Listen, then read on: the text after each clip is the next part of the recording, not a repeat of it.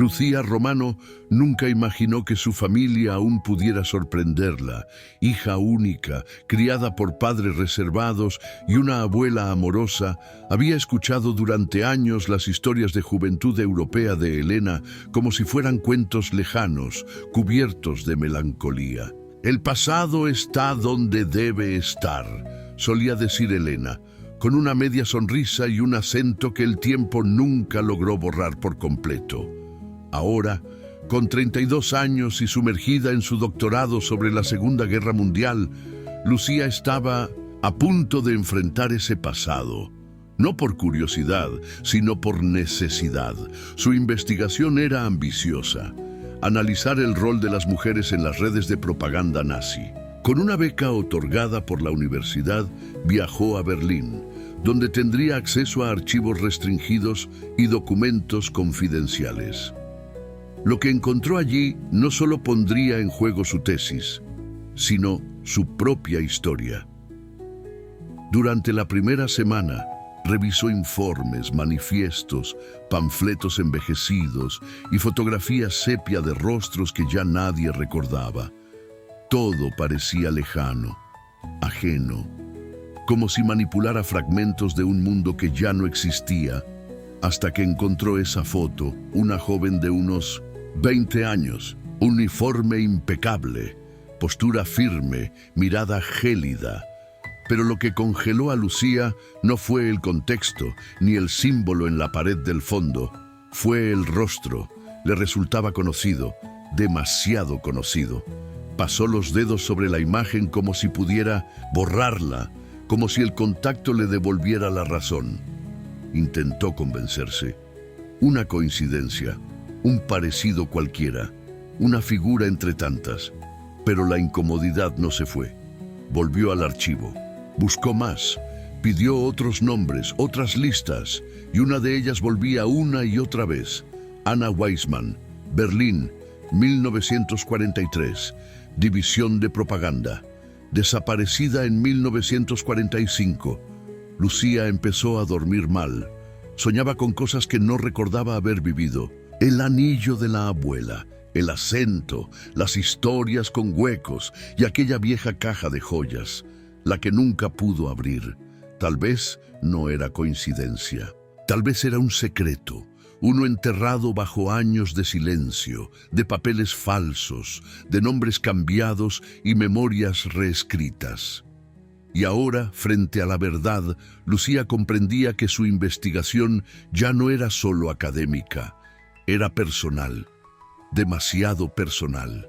El Archivo Federal de Berlín guardaba el silencio de una catedral. Estanterías metálicas se extendían como pasillos interminables y el olor a papel antiguo parecía flotar en el aire, impregnando hasta los ladrillos. Lucía caminaba entre cajas numeradas con el sonido de sus propios pasos como único acompañante, mientras el zumbido del sistema de ventilación rompía, de vez en cuando, la quietud absoluta. Había solicitado acceso a la llamada Sección Weisman, un conjunto de documentos vinculados a mujeres que participaron en las redes de propaganda nazi. La caja que recibió no tenía etiqueta. Estaba sellada con una cinta marrón. Al abrirla, encontró informes mecanografiados, listas de nombres, sellos rojos borrosos, y un conjunto de fotografías en blanco y negro, sujetas con un clip oxidado. Y allí estaba ella, otra vez, la mujer de la fotografía. Esta vez, sentada en una oficina, con un escudo nazi semivisible en la pared del fondo. En la parte inferior de la imagen, una anotación manuscrita: Anna Weisman, División de Comunicación, 1943. Lucía contuvo la respiración. La semejanza era aterradora. La curva del mentón, el ángulo de la ceja, la forma en que los ojos miraban fijamente al lente con una expresión que parecía familiar. Era el mismo rostro que había visto toda su vida, el de su abuela Elena. Trató de ignorarlo. Pasó a la siguiente página del informe. Anna Weisman, nacida en Königsberg en 1924. reclutada a los 18 años, fluida en francés e inglés. Trasladada a Berlín en 1942, desaparecida tras 1945, sospechada de huir por rutas austríacas. Lucía anotó cada dato, pero las palabras empezaban a perder sentido sobre el papel. Desaparecida, fluida en inglés. Ruta de escape. Su abuela Elena había llegado a Estados Unidos en 1946, con muy pocos documentos, con un acento que nunca abandonó del todo y con una historia de juventud que siempre evitó contar. El aire del archivo, antes simplemente frío, ahora le parecía pesado. Durante los días siguientes, Lucía cruzó nombres, fechas, consultó microfilmes y cotejó datos con registros de inmigración. Cada nuevo hallazgo era como quitar una capa de la historia familiar, hasta que encontró un documento confidencial, marcado como Lista de candidatas, Identidad alternativa, 1945, y allí, con tinta desteñida, Anna Weissman, Elena, Romano, origen zona sur, estado, aprobado. El bolígrafo resbaló de sus dedos. Romano, su apellido. Ya no era una coincidencia, ni una teoría. La mujer de la foto era Elena. La sección Weissman se convirtió en una obsesión. Lucía pasaba horas enteras frente a documentos, leyendo microfilmes, cruzando listas, dibujando árboles de nombres y fechas. Su cuaderno se llenaba de flechas, conexiones, iniciales y dudas. Lo que empezó como un estudio de archivo ahora parecía una reconstrucción de la identidad de su propia abuela. Una tarde encontró un expediente con un sello desteñido que decía Protocolo 031, confidencialidad absoluta. Uno de los archivistas le explicó que ese protocolo se había utilizado al final de la guerra, sobre todo en operaciones encubiertas que involucraban refugiados o figuras útiles para los Estados Unidos. Lucía se quedó helada. Elena nunca hablaba. De 1945, siempre decía, todo eso quedó atrás. Hay recuerdos que es mejor no despertar. La mañana siguiente, Lucía solicitó acceso a los registros de inmigración gestionados por el consulado estadounidense después de la guerra. Y allí lo encontró. Lista de llegada, 1946. Elena Romano. Nacionalidad austríaca. Entrada por Ellis Island, sin acompañantes. Profesión declarada, secretaria. Pero lo más inquietante fue que en una lista paralela de refugiados desaparecidos también aparecía Anna Weissman, estado extraviada, con una anotación al margen que sugería que alguien había utilizado ese nombre por un corto periodo antes de desaparecer. 2 nombres, 2 rutas, un solo rostro. Esa noche, de regreso en su pequeño hotel en Kreuzberg, Lucía extendió los documentos sobre la cama. Los papeles parecían mirarla. Colocó al lado una foto de Elena, tomada en Nueva York en los años 60, sonriente, en un parque. La diferencia de décadas no borraba lo evidente. Era ella. La mañana siguiente, Lucía recibió un correo desde el archivo. Su solicitud de acceso a documentos clasificados había sido aprobada.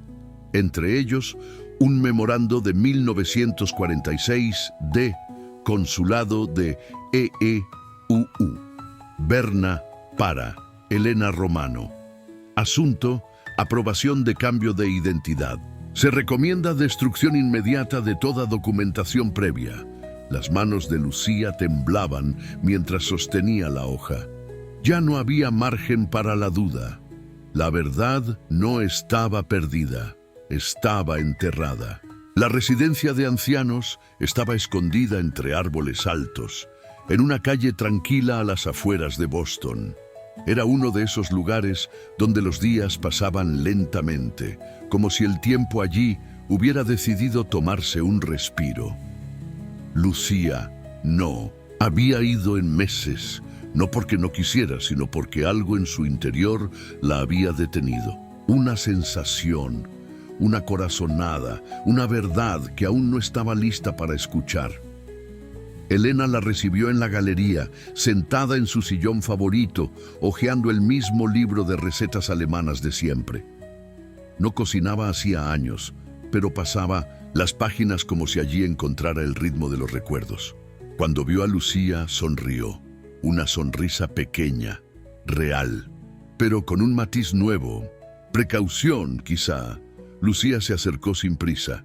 Le dijo que la había extrañado, que había terminado la etapa de campo del doctorado, que necesitaba verla.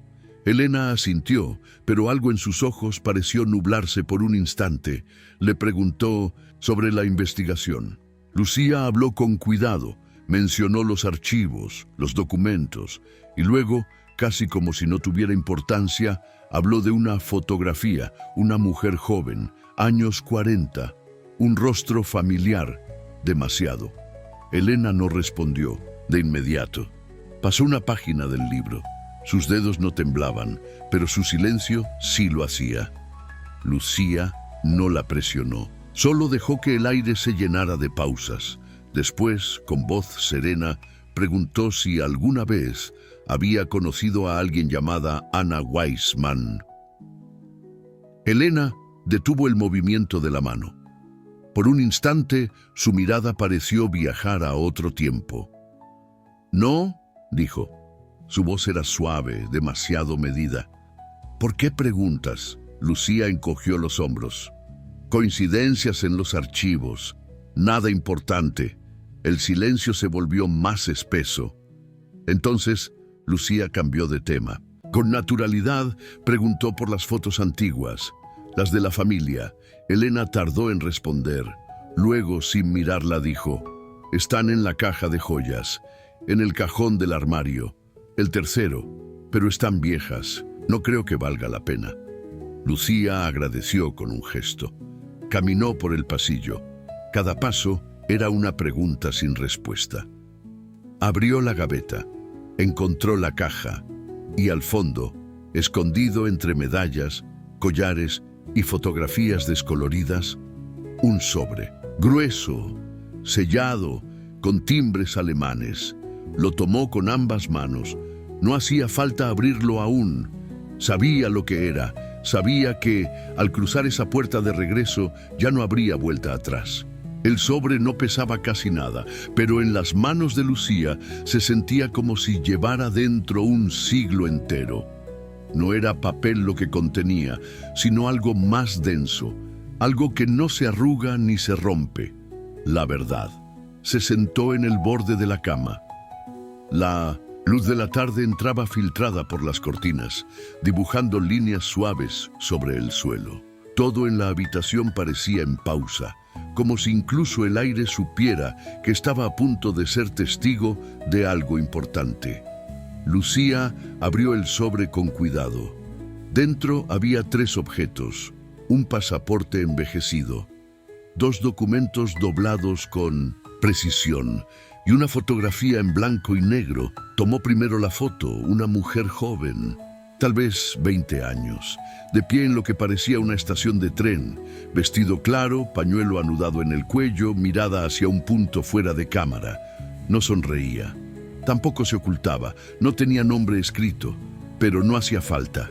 Era Elena o la mujer que alguna vez había sido Anna Weissman. Lucía sintió un nudo en la garganta. Abrió el primer documento. Era una solicitud de cambio de identidad. Enero de 1946. Anna Weissman solicita pasar a llamarse Elena Romano. Motivo: reasentamiento. Estado: aprobado. El segundo papel era aún más seco, un memorándum del consulado estadounidense. Instrucciones: se recomienda la destrucción total de todo documento anterior. Mantenga el silencio absoluto. Lucía cerró los ojos un instante. No por sorpresa, sino por confirmación. El pasaporte mostraba una imagen más reciente, cabello más corto, rostro más delgado, nombre impreso: Elena Romano. Todo encajaba, todo era real. Guardó los documentos de nuevo en el sobre, con la delicadeza de quien guarda una herida. No era para esconderlos, era para darles su lugar, su peso, su nombre. Regresó a la galería. Elena seguía en su sillón, con el libro aún en el regazo. No dijo nada, ni Lucía, pero ambas sabían que la conversación que llevaban evitando toda una vida estaba a punto de comenzar. El sobre descansaba sobre la mesa como si fuera una sentencia. La galería estaba bañada en la luz dorada del atardecer. Las sombras se alargaban y un viento leve movía las hojas del jardín. Pero entre Lucía y Elena, el tiempo parecía haberse detenido. Elena no tocó el sobre, solo lo miraba. Luego bajó la vista, cruzó las manos sobre el regazo y respiró hondo. Siempre supe que lo ibas a encontrar, dijo en voz baja. Lucía no respondió. No era necesario. El silencio era tenso, pero ya no había miedo, solo espera. Me llamaba Anna Weissman, continuó Elena. Tenía 19 años cuando empezó todo. Hablaba sin titubear, pero con una fragilidad en la voz que Lucía nunca había escuchado antes. Sabía idiomas. Me reclutaron para traducir, para escribir. Me dijeron que era mi deber, que estaba ayudando a mi país. Hizo una pausa, buscando algo en la memoria o tal vez en la mirada de su nieta. Al principio creí que estaba haciendo lo correcto. No mataba a nadie, no iba al frente, solo traducía, solo escribía. Me convencí de que no era responsable. Lucía bajó la vista con un nudo en el pecho. Elena siguió. Pero el papel también mata, las palabras también hieren. Su voz se quebró un poco. Y yo fui parte de eso. Un soplo de viento cruzó la galería agitando suavemente las páginas del libro de recetas que seguía abierto en su regazo, aunque ya nadie lo leía. Cuando terminó la guerra, huí. Me ofrecieron una oportunidad, un nuevo nombre, un nuevo comienzo. Me dijeron que era joven, que aún podía rehacer mi vida. Miró a Lucía a los ojos. Y lo intenté, pero nunca dejé de ser Ana, solo la escondí. El sobre seguía sobre la mesa, intacto, inútil ya. Me he arrepentido todos los días, susurró Elena. No solo por lo que hice, sino por lo que callé, por no haberte contado, por haberte criado con amor, mientras te negaba la verdad. Lucía sintió una lágrima correr por la mejilla. No era rabia, tampoco perdón, era la mezcla incomprensible de las dos cosas. Elena terminó. No espero que me entiendas, solo necesitaba que lo supieras. Y bajó la mirada. Es lo único que aún puedo darte. El silencio volvió, pero esta vez no era un silencio que ocultaba, era un silencio que soltaba. Los días siguientes pasaron en silencio, pero no era el mismo silencio de antes, no era el que esconde, era otro, uno más profundo, más honesto, uno que se instala cuando la verdad, por fin, ha sido dicha. Lucía no volvió a guardar el sobre.